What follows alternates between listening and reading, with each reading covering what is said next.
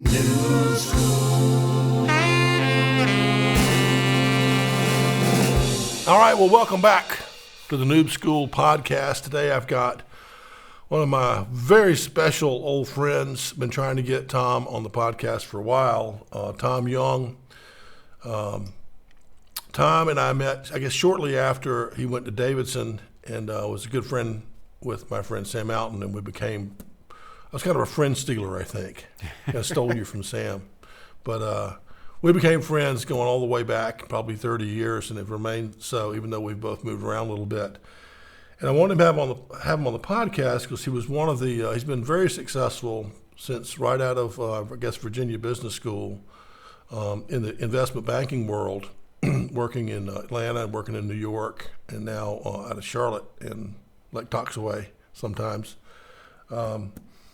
And just has a very unique selling approach. I think it's a very caring, curious approach to sales. Certainly not hard-hitting or pushy. It's more like trying to understand what people need and giving it to them, which is kind of what I preach. So delighted that Thom was able to come down from Charlotte today and join us. So thank you, Thom. Yeah, you're great, John Sterling. It's good to be here. All right. Well, let's start at the beginning. I want to hear a little bit more about your history. Like, where did you grow up? Wilson, North Carolina. Wilson. Is that near Charlotte? East of Raleigh. Raleigh. Okay. On the way to the beach. Okay. And what kind of high school was it? Was it big or small? I went to Wilson through the 10th grade and then went off to Darlington School in Rome, Georgia. Is that a military school? No, Darlington School was just a men's school until our senior year. And in 1974, that's when it was all the craze for all the prep schools to merge with a girls' school. We did it with Thornwood in Rome, Georgia. And so my senior year, we had men and women.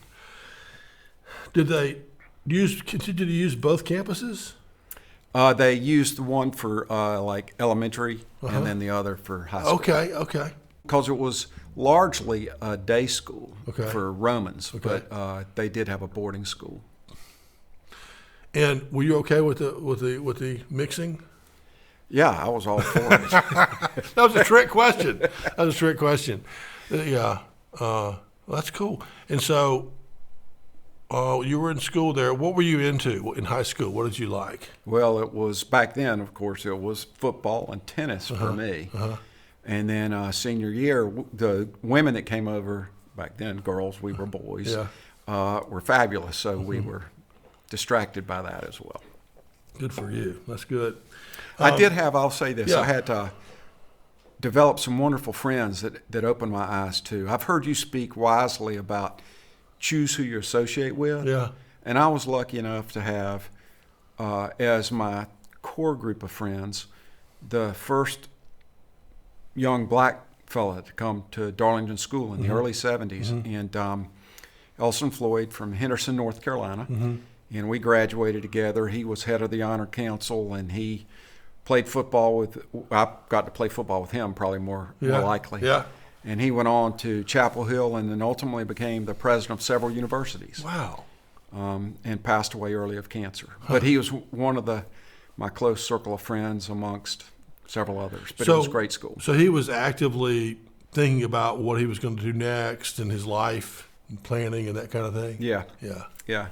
He always wanted to be an educator, and so when he went to Chapel Hill, he got involved with, I forget which of the schools there, but ultimately went on to the University of Arkansas, and then ultimately became the president of Washington State University. Wow.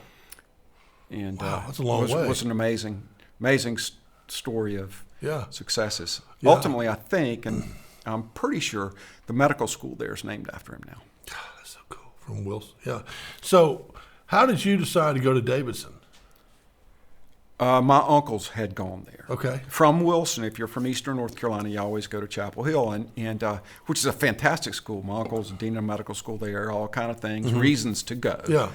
But I also knew that I probably would have veered, speaking of how you choose your friends, I would have been tempted to enjoy my Eastern North Carolina lifestyle, which was just a lot of fun. you need to buckle down every now and then and go ahead and take things a little more seriously. And Yeah. Davidson definitely forced that on me. Yeah. I see these talking to people all the time. It's a choice. Am I going to take the fun route, which I'm not sure what's going to happen, or the harder route? And this is the decision toward my future, getting squared away, living a better, longer term life. And, just making the decision takes you a long way towards your goal. Yeah. Now, I too, I did that. That was lucky. But also at Darlington, back to the subject of picking the friends with whom you associate, I had 5 classmates out of 100 people go to Davidson. And they were the smartest people in my class. And so I just lowered the average. But I was lucky enough to follow them. Any folks that went to Ivy League schools from there? We had Frank went to Williams, which I consider Ivy. But I don't remember anyone going to any of the true Ivies, no. Yeah. Well, I think Davidson is considered the, Ivy League school in the South kind of deal. Yeah. So, I always was very proud of the Southern nature of the school, too, though. And so, whereas, I wouldn't bristle if someone said it was Ivy. Yeah. I am prouder of the gentlemanness and the respectfulness and the studiousness that came with the school. Yeah, it's a good school. It's a great school. There's tons of great schools. So there are. was The one. Citadel's another one, of course. Exactly. My exposure to the Davidson people has just been one after another. Interesting people that I'd want to hang out with. I'll tell you what, and I'm sure this happens to you at your reunions. We're at the age where you start to go back to reunions. Yeah. And every time I go back, I get to know someone that I wish I had known better in school. Interesting. I made the bad choice that young people do, going, I'm in this fraternity and these are my buddies. Yeah. And I didn't make, I was gifted with a broad swath of friends. I mean, it's a small school, but didn't get to know people as deeply as I did in my fraternity, all of whom are great. But I go back now, meet people and go, holy moly, I wish I had known that person then. Right. And people, we talk about it some on the Noob School, people talk about going to a certain place because of the network. Well, just because I went to the Citadel doesn't mean I can call some guy who graduated in 1958 that I've never spoken to and just be in with him. He might take my call, if I say we both went to the Citadel, but you have a chance when you're in school, or let's just say you're both working at a first job somewhere, to meet these people and decide who you want to stay in touch with the rest of your life, like you and I did. Yes. That could have gone away, but it was like, no, Tom's not getting away from me, So I think it's definitely up to the person to make those connections and stay in touch, for sure. So I agree with you. And I also remember another one of your Davidson pals, Burton, saying that, or maybe it was Sam, saying that he had really good grades when he was there. And I'm like, why? And he's like, well, because you'd be looked down upon in the fraternity if you didn't keep a certain average. Well, I heard that, and that was Sam. Yeah. And I'm giving my age away. Okay. When I was there, thank goodness we didn't look down on someone that had less than stellar grades, because I got into the fraternity and they allowed me to stay. That's good. Well, I'm sure you did. Well, what did you major in? Yeah. So I majored in pre-med, believe it or not. Okay. My father was a doctor in Wilson, North Carolina. And so I took all the chemistry and the courses like that. And I'll never forget, between my sophomore and junior year, it was our most serious father-son talk, but I listened to it. He told me that the government was getting into medicine, and you'll never get to practice the way I did. And of course, when he was practicing, if someone had appendicitis, he could put them in the hospital. They could stay a week. He kept them there till they were better. And now they were just beginning diagnostic-related groups, and physicians were being told how to practice rather than being able to practice. And it has gotten probably even a little more bureaucratic. Yeah. So I went to Chapel Hill for a summer, took 2 economics courses, sold right out of Davidson College. What a great privilege to be a salesman selling financial printing. That taught me so much. Applied to business school, one of the few people applying to business school that actually had a real sales experience in my class. And then from there, was lucky enough to be hired in New York as a salesman. And so you changed courses midway through college, approximately. Did you change your major? No, I kept the major because I already had all the hard credits underneath it.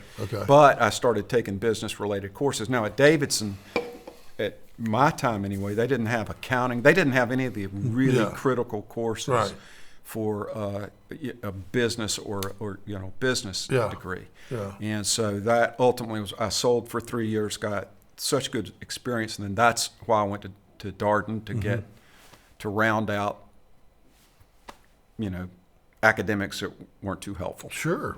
This company you worked for, Financial Printing, and where was it based? Charlotte. It was Washburn Graphics at the time. So you moved to Charlotte? Well, from Davidson, it was a 20-minute drive down the street. So you were operating out of Charlotte. And who buys Financial Printing? So this is annual reports. Quarterly statements, all that kind of stuff. So I can remember we'd be printing all night a quarterly statement. And they'd give me, because I was the junior guy, they'd give me this box, fly me to Washington, D.C., make the filings. Now, remember, this is fax machine era. And make the filings on a certain time stamp and all that these companies, whether it's Bank of America, Wachovia, all the banks, any public company. So we would do their printing. Not any, we would do it for the few that selected us to print for them. Did that help you in the investment banking world, that you had that exposure? You would think so. and maybe it did in that, if somebody started talking about a 10Q, at least I knew what it was. But not in the extent that once I went to Darden and then once I got on to Wall Street, it was all new to me. And my experience was much like Burton's. I had to learn stock valuations and how how the market and all, getting registered and all that kind of thing. So you got into sales right out of Davidson, which I would say wasn't a super normal thing to do. Very abnormal. Right. Most people they're going to law school or business school maybe, or medical school. Actually, medical, law, and preachers. Preachers? Yeah, they go to divinity school. We put a lot of wonderfully solid people out in helping others. Did you have a second choice other than sales? Were you Not thinking really. Me either. Not really. I mean, it sounds like in some of your other podcasts, which are spectacular. Thank you. You do that self-critique and you realize that what you enjoy the most and what you get energy out of is the ability to sit and have a conversation with someone and get to know them so I was going to be an outside person. I was always outside, meaning outside sales. I'm an outside person too, but outside sales. I love the art of conversation. I love the art of debate too. I for years went to Reed Buckley's public speaking school, art of debate, and got an awful lot out of that as well. Now, where was that, in Darlington, or where was that? No, that was in Columbia, South Carolina. Well, outside of Columbia, in Camden, South Carolina. So you went to a debate, was it like a week-long school? Or exactly. Very intense for a week. You would train for a debate, the subject of which they would give you when you got there. And in the interim, during the 5 days while you're preparing for this debate, which I debated William F. Buckley himself probably 4 or 5 times. Wow. I was on the debate, there would be 6 of us on the team. And he was, for some reason, Reed always opposed me to William F., which doesn't say anything about other than he liked to see me beat up. But you would have subsets of learning around camera work, about being interviewed on TV, role playing, art of debate, word selection, logic, those kinds of things that would get you ultimately to. They would invite townspeople in, and one afternoon there'd be a debate on, whether the '60s were a better decade than the '50s or whatever it was. Yeah. Wow. And you had to be prepared to take either side, of course, right? Right. Well, you didn't know until you got there. Yeah. So, at night while, you'd have dinner, Yeah. and then you'd go home and read, you could, about, why were the 60s so either good or bad? Yeah. Yeah. So We can talk about that later. It'll be interesting. Well, that's cool. So you great school, changed your mind about medical thing, sales, and then you said, you could have stayed right in that same job and just kept making more money and doing better, but you said did you know you want to be an investment banker at that time, or did you just want to improve your business skills? No, well, it was about going to business school because I didn't have any skills other than financial printing, and I knew that there were, you're sitting there watching these businesses, and I'm printing their annual report, and I'm going, wow, what is that? And so I wanted to I describe it as raising my periscope, trying to see further, and it was a great decision. Lucky enough to get on Wall Street with First Boston back in the day, which was just terrific. And they had a training program that was all of more about being social than it was about. They assumed your business. All of my classmates there at the time were grads from really fine business schools, so they gave you. They assumed that. They probably shouldn't have with me, but they assumed you had some knowledge, and then they taught us the art of selling Wall Street style, which was very much entertaining and pulling, trying to understand your clients. That was really it. I remember being so impressed with your early success. I was still a struggling sales guy, or maybe a beginning sales manager, I don't know, but I came down and you let me shadow you one day in your office, and it started early. I remember that you said the people you talked to started their day very early, and I guess you had a couple of hours of frantic communication with your buyers before 9 o'clock, before the bell rang. Exactly. And then after that, it was more sporadic, but those key hours right before 9 were very important. It's when you had to distill everything you've heard from your research people, 40 or 50 analysts in New York, distill it down to what you believe your investing client base needs. And then you're just pounding the phone. Yeah. That business has gotten disintermediated by the internet. So when we first got it, we were given our best analysts' best thoughts, right? And it was done verbally. We would write notes. We would call people and say, hey, my analyst, John Sterling, that covers IBM, really thinks IBM's earnings are going to do this because margins do that, because sales are doing this. And then all of a sudden the fax machine comes out, and so you could just fax it, and then all of a sudden the internet's out. And so that whole art of how it was done in the 80s and 90s changed in the 2000s. And now the job is as much about knowing the company managements the way Burton does, knowing the investors the way Burton does, but it's very little phone work. It'd probably be more rewarding now because Burton does, as I understand it, a lot more face-to-face. I was doing weekly visits to Charlotte, Nashville, Orlando, where my clients were. So I got plenty of face-to-face. But they also needed me on the phone those first 2 hours when it was information that it was precious. Yeah. It had a shelf life of 2 hours. Yeah. Well, I remember it was nice you let me see it, but it's a couple things. One is you chose out of business school. You went to Virginia Business School, Darden, which is one of the, I would say, a top 10 business school, again in the South, almost maybe on the line, but it's right there, right? And during business school, is that where you decided, like, investment banking is what you wanted to do? Back to a theme, if I looked at my most wonderful classmates that I respected the most, they were, that was their goal back then. That was the job to have. And I didn't even know what it was. But they had a job at the investment bank called sales and trading, which was that whole interaction with the investing client, rather than trying to do project management, which is what investment banking is. You're going to take a company public. It's a process, and a project. Sales and trading is snap. Here's the information, talk about it, and move on.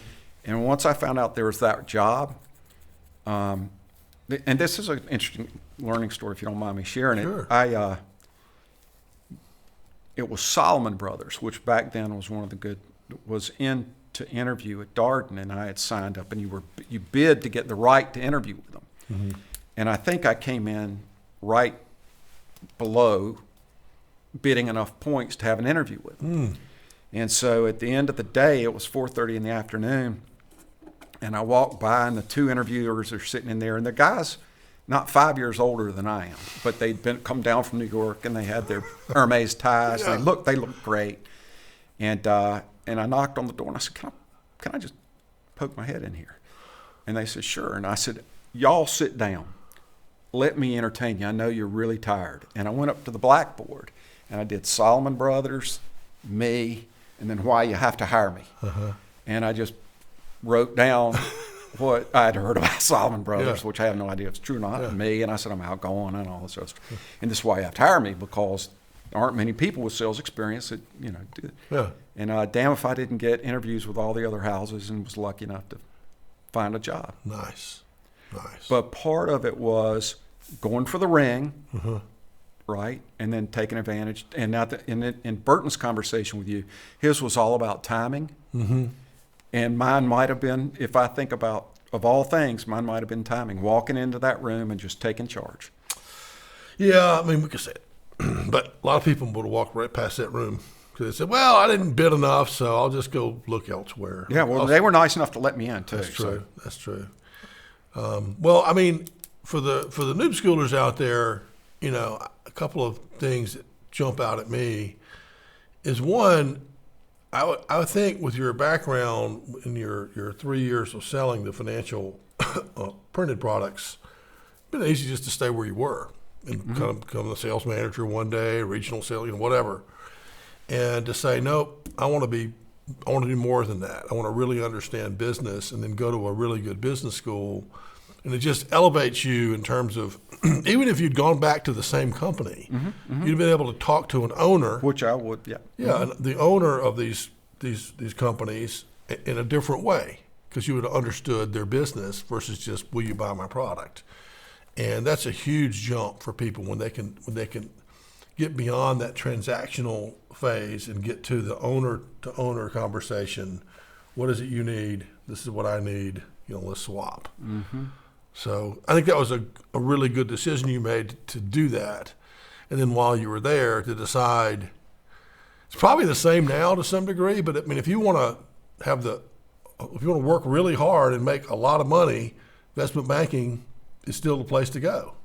Yeah, there's not the leverage that, if you go into technology and take a company public, Yeah. there's not that kind of leverage. They're not Elon Musk leverage. Right. But you're right. But that's also a periscope raiser, because you're dealing with a lot of companies, and your perspective changes. Yeah. And so Because that's pretty you good. see how people are doing it. Mm-hmm. Mm-hmm. Like, this company did it this way. This is what they did to get there. I mean, Bezos tells, he tells the story, but he took a job as an investment banker at a small firm because they let him be the internet guy. Uh-huh. He wanted to be the guy who kind of looks around and finds opportunities on the internet. And sure enough, he found one, obviously, and left the company and did his own thing. I mean, that's so important about keeping your eyes open. Yeah. And then just, keeping your eyes open, being aware that opportunities may be out there. There's all kind of things about Right. what pair it with something else, and all of a sudden you've got the opportunity to create something unique. So yeah, I hear Bezos. I think Jobs says a lot of the same things. Mm-hmm. It always amazes me. I wonder what your perspective is, but when you think about Jobs or Bezos even, Jobs didn't finish college, didn't even hardly start it. Zuckerberg, 1 year, Gates a year, and Bezos he graduated, but didn't have any business training. Mm-hmm. And all four of those guys had wonderful ideas, obviously, and successful. How does someone like that, without going to Virginia Business School, become such great business people? Well, it may be because here's an anecdote. I'm going to answer it with an anecdote. So I had when we were in college, I was a hall counselor, which meant I was a junior on a freshman hall. Okay. And I had this young man who, the hall phone, but way back then, was in my room because I was the hall counselor. And the phone would ring during the day. And it would be men on the phone asking for this young man that just happened to live across the hall from me. And I'd give him the phone, and he would start talking to me. He's a freshman in college. And he would say, no, you want to buy the convertible. You don't want to buy the common stock. And I'm like, holy cow. And this went on for a year. And so that summer, he moved to Chicago. He became a runner on the Merc, and he quit Davidson.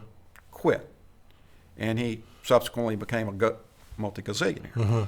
And we're still friends, still very good friends. And I asked him after leaving Davidson, what in the world did you do? He said, education makes you risk averse. I would have never taken the risks if I'd have sat there and read history and read literature and all the things. It makes you risk averse.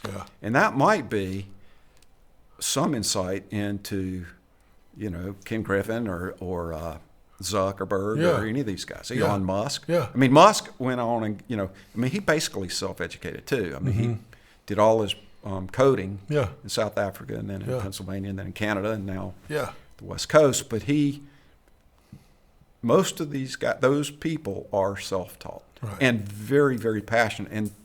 And I've heard you speak to how many hours you can work in a day and how many days you can work in a year. These guys blow all those graphics out, but they got the reward or the return of that. I'm sure for every one of them, there's people that have blown it out and didn't get any reward, right? Because they didn't get to go public or they didn't get to get the multiplier. Plus, I mean, the other factor would be just incredibly high IQ. Able to understand things so quickly. And you can't do much about that, but they do work hard too. I think they're on some special microdose of mushrooms and stuff. I think I've read a little bit about this. I haven't tried it, but they kind of juiced up on the mushrooms. For a common, just me, a common dude, maybe the guys in Noob School. What I try to do, because I've heard you, and I think it was Burton talking about it, you never should criticize. You never can be critical. You never can complain, criticize, that kind of thing. And y'all were making such a good point in that video. And so I was thinking about it, and I think thinking critically is a must. Communicating, constructively is the flip side of it. Communicating critical things critically is probably doesn't go. Speaking of sales, that's probably a bad way to sell. Versus thinking critically, communicating something that's critical, but constructively is really the way to do it. And I know that's I think, the obvious. I think what reminds me of something. Someone explained it to me one time, in a sales call. Generally, it's good if oh, okay, you went to Davidson, and I know this guy went there, and so, and we're talking long, and tell me about your business, and everything's friendly. You need about 8 seconds of courage in a sales call. So at some point, I'm going to say, well, Tom, I do need to ask you, what would it be worth to your company to fix this problem? That took about 8 seconds. That was my only hard question. And now I'm back to great, but you don't have to be a John Wayne the whole call. Right. But every now and then you got to insert 8 to 10 seconds of a hard but constructive question to find out what's going on. So, but I agree with you. And if you walk on eggshells too much with business people or just in your life, just things don't get any better. I mean, and I'm going to love what you said and try to take it a step further, because I think when you go through those 8 seconds, what you might consider doing is that's when you think critically. You listen to that answer to those 8 seconds, and then whatever you hear from that's when you've got to be constructive. To me, that's how I would handle it anyway. Because what I hear is, what is it going to make your company better? What is it however you handle those 8 seconds. Yeah. I better be listening really good. I better be thinking really critically. Yeah. But I better come back with something that's really constructive. Right. You know, a solution or an idea or a next step. Yeah. So Yeah. I hear you. I agree. They say, I don't know what we can afford or whatever. I think I might say something like, what are you gonna do about the problem? You know, just curious. And we've been talking about this the whole time. How are we going to fix this? Mm-hmm. Another one I love that someone taught me was when we get right down to the end, and they say, "So Tom, you're telling me if you use my product, it's going to save you $1 million a year?" And Tom says, "Yeah." So instead of going for the close, I say, "So what do you think we ought to do?" And whenever someone says that, it's been used on me. I'm like, "What are you kidding? We need to get this thing." Exactly. So it kind of gets some, a little emotional. But the guy used it on me, and that's how I learned it. Yeah. But if you'd have said, "Well, John, I think what you need to go ahead and sign then if it's going to help you," and I'll be like, "Well, there might be someone else who can help me." You kind of puts you on the defensive. Yeah. No, that's so. Yeah. What a good lesson. I wish I'd learned that lesson. Well, I'm still learning. We're all learning. New stuff, ChatGPT, that kind of stuff. Is that affecting you at all? Not yet, and not in what I'm selling now. Okay. But I have a thought about it. Okay. And that is, I'm reading about it. I'm trying to learn about it. I'm curious about it, and that's what we all should be. But I'm not impressed by it. I'm excited by it, but I'm not impressed by it. I think what it will make it something I would get passionate about is when it can be personalized. See, right now, my understanding of it is, write me a paragraph about, the Noob School, use pentameter and whatever. Yeah. And it'll do it, and it'll be very descriptive. What I want one day is to have my iPhone in my hand and go, "Hey, I'm going to see John Sterling. What were the last 3 things we talked about?" And it can personalize to me, to my experience, to what I'm about to experience. So I can ask it what your and our past has been. Yep. What was the best question John Sterling asked me today, And so I can go in and say, "John, gosh, last time you asked me about where I went to prep school, I can't believe you knew that." Well, but that's where if it gets to where we can be personal like that, then I think we really have something exciting because it can become our memory. I've read, you probably have too, but I've read that that's absolutely where it's going. With your permission, it would have, every email, text, voice. It would literally record, if you let it, everything you said ever from this point forward.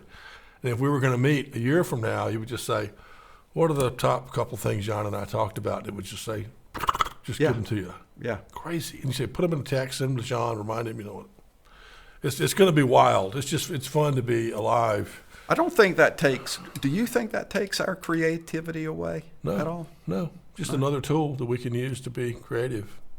I don't think so. Yeah. I like it. We can talk about it tonight more, but I enjoy using it for a variety of things. So I like it. Yeah. I'm excited. That excites me. Yeah. Getting it to write a paragraph on the Chattahoochee River, I could not too interested. Yeah. That's pretty cool. Now, you've done a lot of sales training and homework over the years. Is there anyone in particular you still follow? Do you still listen to people or study any sales mentors? That's an interesting question because it's not. I look at things for sales ideas, like I just learned something from you just now. But I'm following everything I read, or not everything, short of novels, books, and all that. But I am reading more about things in my industry. So, the hedge fund trade press, all that kind of stuff. Not as much about selling. I probably am shorting myself on that, but I'm overwhelmed trying to stay on top of all the things going on in the markets that present opportunities to me, because I've got a world of hedge fund managers out there that I could be selling to. I'm always trying to increase that network. So let's take this on. This is not an easy subject because I hardly understand it. But you had a long career, successful career in investment banking in New York and other places. But you have your own company now called FARCapital. I'm going to try to describe it, but it's not going to be. I don't think it's going to be correct. But you help people who, like hedge fund people, defer income over time, so it saves on taxes. So Is it on the ballpark? FARCapital, I am a shareholder in. Don't own is not my company. Okay. But I am the outside face of the company. Okay. And what FARCapital does is I'm passionate about a couple of things. Okay. One is the underfunded pension liabilities in the world, and people working hard and expecting to have a pension if they teach in South Carolina. The South Carolina retirement system owes them a pension. One of the interesting things about hedge funds is they take their incentive compensation, the 20% of the performance every year. And one of the things that means then that the manager, hedge fund manager himself, is getting a preferred return. He gets his return first. The South Carolina retirement systems invest with a manager for 5 years. They may not get their return for 5 years. What if it goes down? Exactly. So the manager made his money. The South Carolina. So they pull it out. And that's the tax law. The tax law says to the manager, you have to take your take your fee every year because and pay tax on it. Okay, because it's a fee. Because asset it's a fee. manager. Yes, it's a fee. It can't be a contingent fee, contingent on being liquid or anything. Nope. Wow. How do they get the money if it's not liquid? Well, no. So they have to sell the underlying asset, even if it's private. Well, no, because now in the hedge fund world, now there could be some credit hedge funds and all that kind of stuff. They still have to come up with the assets to be able to pay the tax. Okay. So they're getting capital out of the fund. Okay. And that has a couple of, I love your question, but you're getting your noobs, your good audience, eyes are going to roll back in their head. So what happens is the hedge fund manager sells the assets in the fund to get his fee out so he can pay the tax he owes. Okay. Well, he's selling the very assets that South Carolina retirement system owns going into the next year. I'm like, well, that doesn't seem right. Yeah. And so when Congress passed the law that says you asset managers have to pay the tax every year, they put a comma in the law and said, unless you take a fair market value option for your incentive fee, in which case the fair market value option is on the shares in the fund that the investor owns. So as those shares go up in value, the option goes up in value. At the end of the year, since it's an option and can go down in value, you don't owe tax until you manager exercise. Okay. So we created fund alignment rights, FARs, to answer that question of the manager being able to keep his money in the fund to participate in the long-term performance of the fund. Okay. That's what the manager gets to do. But the investor gets the comfort that the manager's money side by side with him. So it sounds like the analogy, and forgive me, I didn't mean it, but the analogy is shareholders at Apple say to Tim Cook, we're going to pay you your salary of $1 million a year. That's the management fee to the hedge fund manager. But Tim, we want you to make long-term decisions that add value to Apple shares. So we're going to give you options in Apple stock. And so Tim gets options, and every year, as long as he doesn't exercise them, they perform with it. He owes no tax. So that's why he'll make a headline 5 years from now. He exercised $200 million worth of stock. Right. Well, he's been compounding pre-tax tax deferred. Right. So that's the benefit to the manager, compound pre-tax tax deferred. The investor gets the alignment, and the manager's interested in the long term rather than every year. Well, I get it now.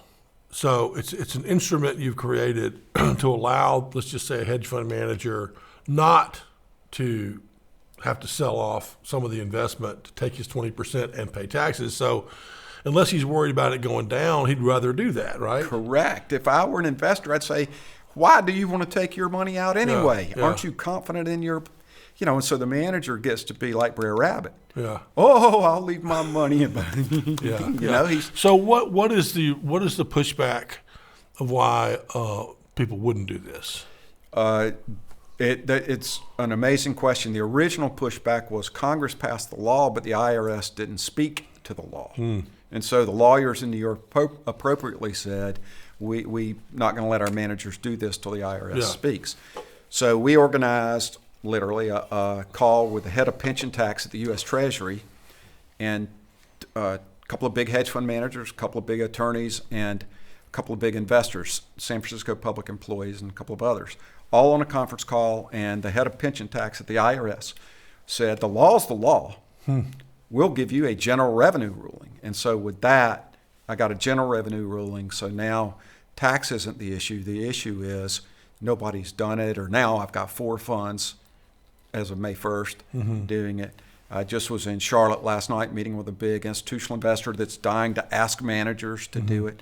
So once this gets out and the lawyers get familiar with it, and the reason the lawyers have to get familiar with it, the hedge fund industry, just like the legal industry, hedge funds are 12 or 15 people sitting around in a room. It's a LLC, a tax pass-through entity. So, and it's partnership accounting. So everybody there has a partnership account, and it goes up. The capital account goes up and down. And options are GAAP accounting and from corporate America. And so all the lawyers for the hedge fund world don't understand options or the accounting of it. The accounting firms understand it. Their corporate side does, but the hedge fund side doesn't. So it has been one college MBA course educating lawyers, accountants, the managers themselves, and the investors. And we've got the tender, and we've now got a couple of sparks. Good. And so we'll see. Good. But it has been a labor of love. I suppose, I know some of these private equity folks, and even though it doesn't make sense to take it out and pay the tax and all that stuff, they're used to it and they're killing it. So it's like that would be one reason to be like, I don't know if I want to rock change, Well, private equity, there's an interesting thing too, and Mr. Biden rocked their boat yesterday.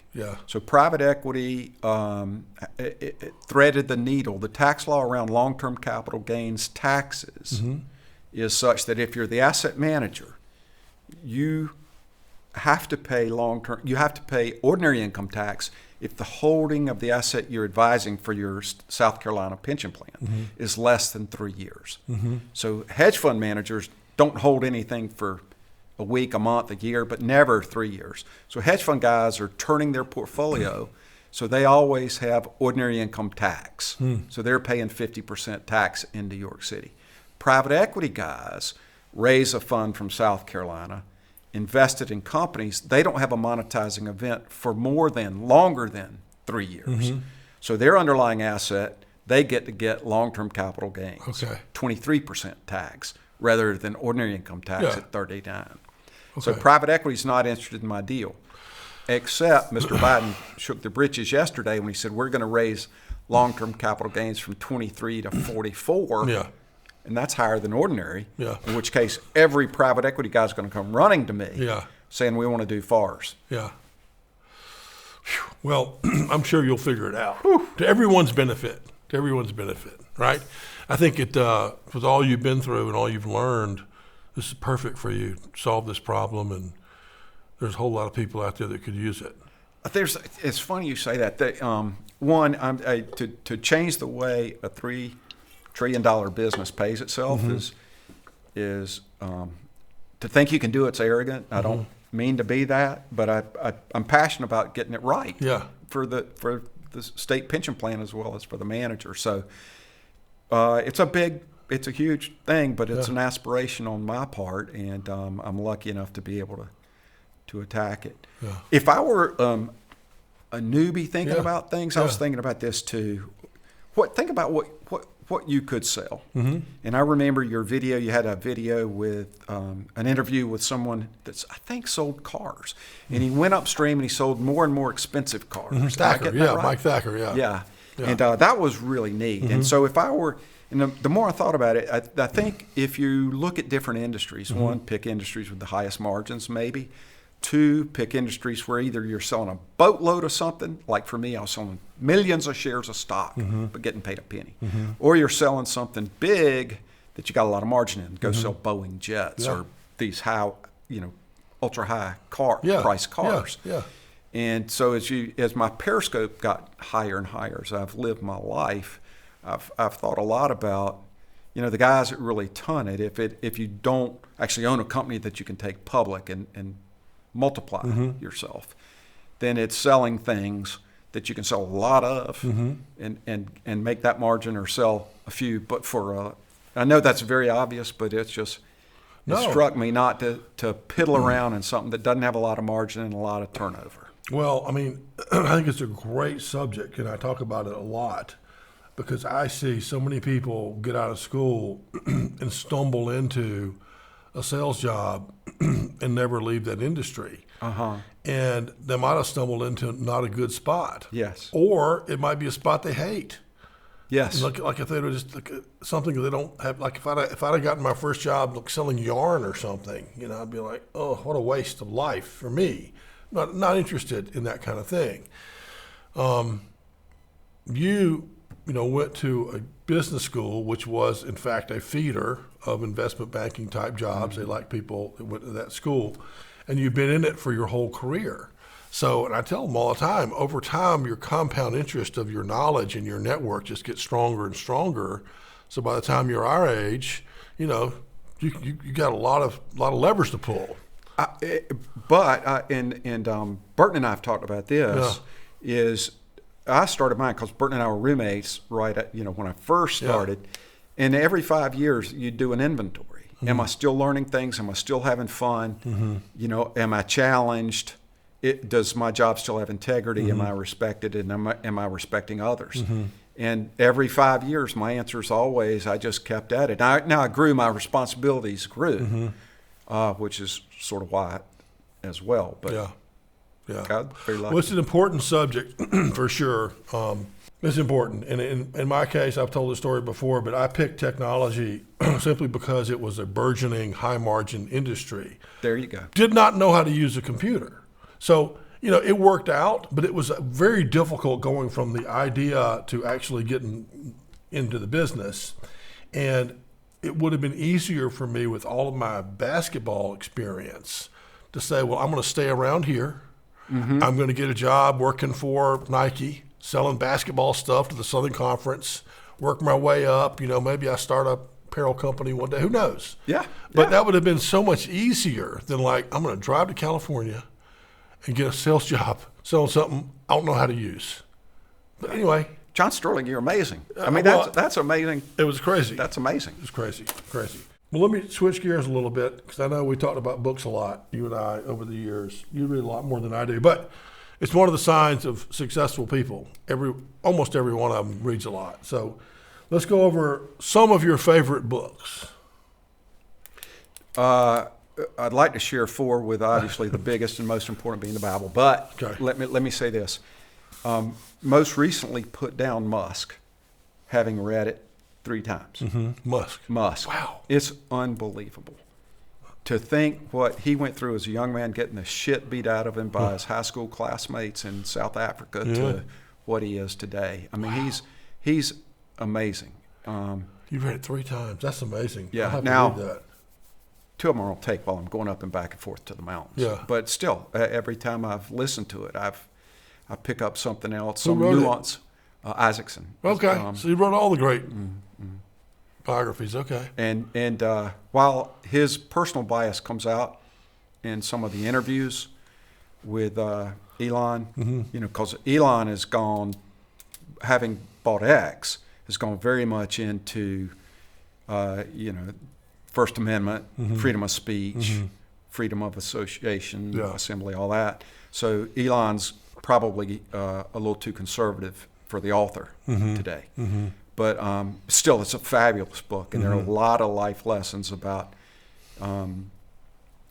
relationships that have soured, yet he stayed friends with a number of his different mothers to his however many children he has. He makes an interesting point, and this is going to take me to my second book. Yeah. And this is the one that I hope every noob would read, is Atlas Shrugged. And Atlas Shrugged is a book written in 1957, but it's about man's mind and the ownership of your mind. You take the ownership of your mind, and you don't let anyone else, you don't serve anyone else, and no one else serves you. Ask no one else to serve you. Musk has a lot of that in him. Now, he's a demanding boss and all this other stuff, but he doesn't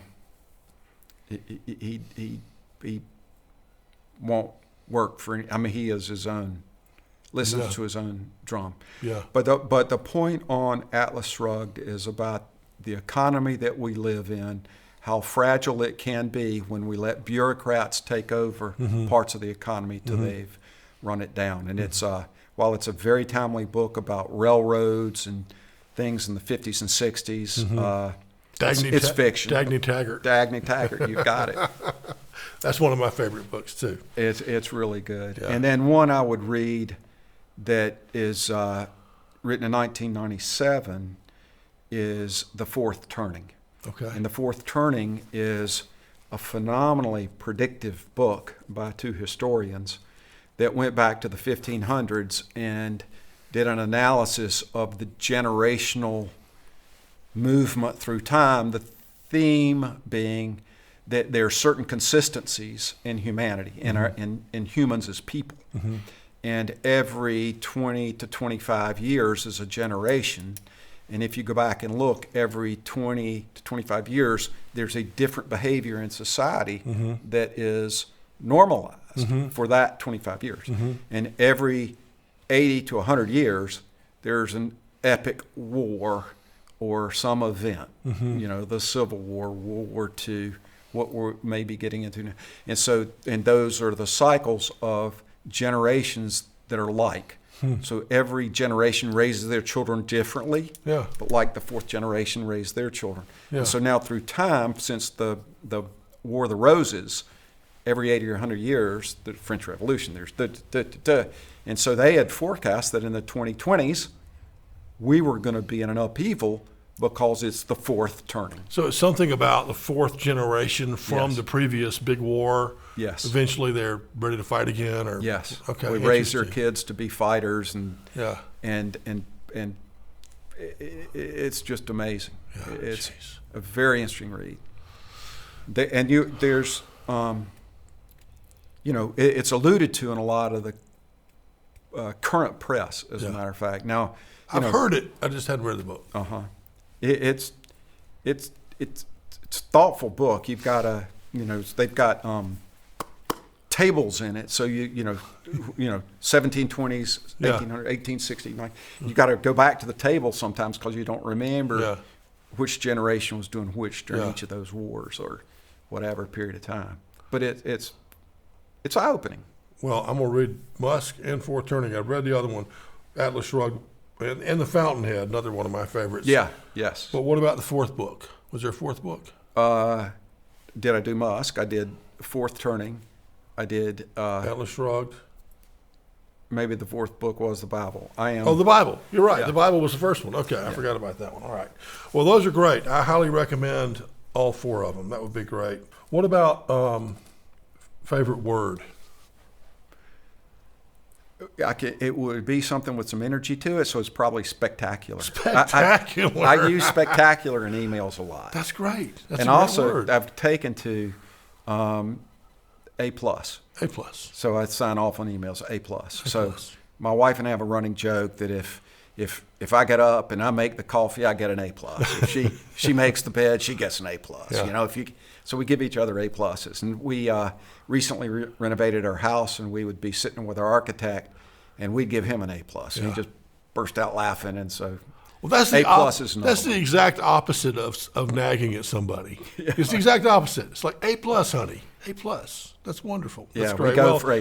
That's one of the reasons I liked you immediately. So way back when was that just complete positive attitude,